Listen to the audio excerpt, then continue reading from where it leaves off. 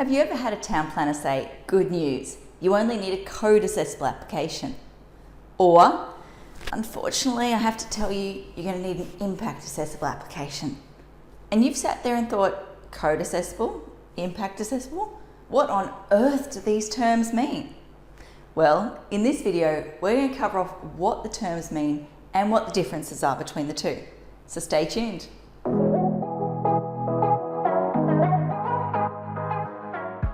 Code assessment and impact assessment refer to the category of assessment, or level of assessment if you're more familiar with the previous terminology. Essentially, it's the type of application.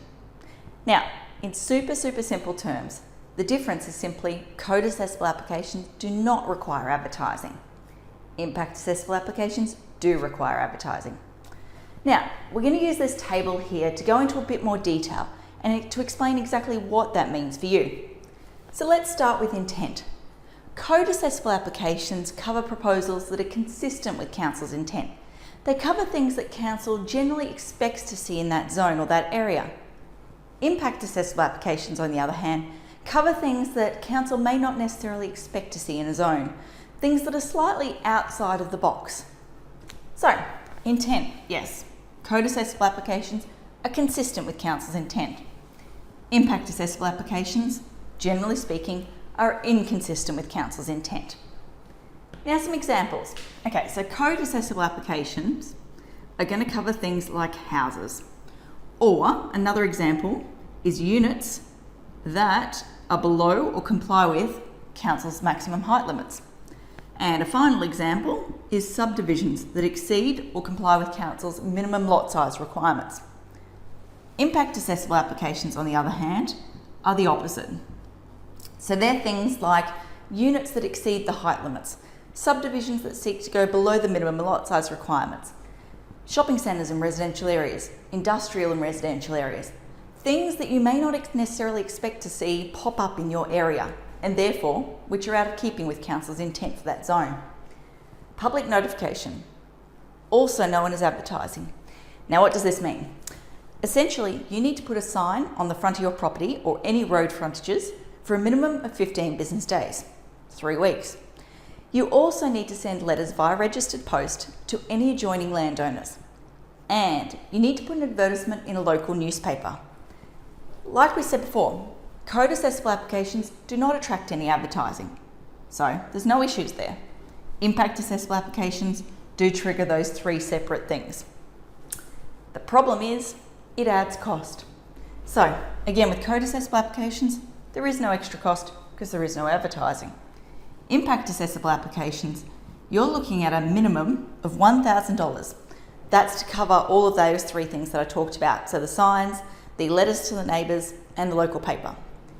If you have multiple road frontages and therefore need multiple signs, that cost is going to go up from there. Also, if you're under a time crunch and you need to publish the advertisement in the newspaper as soon as possible, you're probably going to be looking at the Courier Mail or a newspaper that publishes on a more regular basis. However, if you've got time on your side, you can wait for the next local paper, which might publish only once a week. So both of those things are going to add extra cost. That's just a starting point. Now we come to time. Like I said, code assessable applications, there is no advertising, no issues. Here, we mentioned before, 15 business days or 3 weeks. That's just for the advertising itself. Once the advertising is complete, we as town planners need to provide a written response to council addressing those submissions. Council then needs to review the submissions and our response to those submissions. That adds at least 2 weeks to the process. So, as you can see, we start to get up to 5 weeks. Appeals. Again, you start to see a consistent theme here, no issues. When it comes to impact assessable applications, you do have the risk of appeal. So the way it works is at the end of once council's made their decision, any submitters who have lodged valid submissions have a 20 business day, 4-week period, within which they can lodge an appeal against council's decision. Once that appeal is lodged, you're looking at least 6 months, if not several years. So we start to go plus,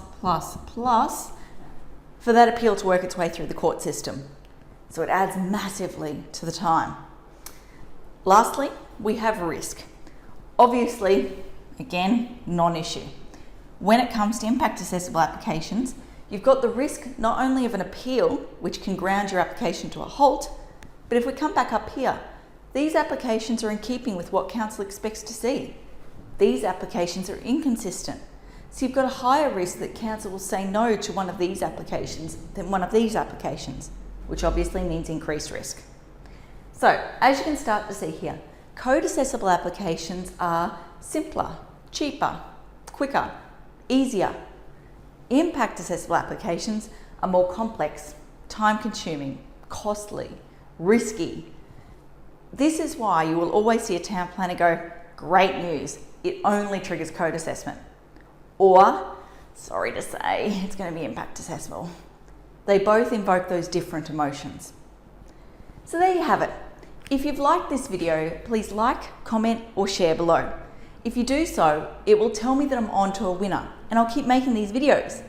However, if I don't see any likes, comments or shares, I'll assume that I'm boring everyone and I'll move on to something new. So if you liked it, you know what to do. Until next time, thanks for watching. For all you red tape lovers out there, I have one thing to say. Well, no actually, I've got three. Number one, the advice provided in these videos is general in nature. It's not site specific. You would be a silly Billy to go and make financial decisions based on this advice without first checking with the town planner. Don't be a silly Billy. Number two, Brisbane town planning is in no way linked to Brisbane City Council. The views expressed in these videos are my own, not council's. So if you don't like them, blame me, not council. Number three, what was my number three? Oh yeah, the views expressed in these videos are accurate at the time of recording. If you're watching this video back 10 years from now, the views may not be so accurate. That's all.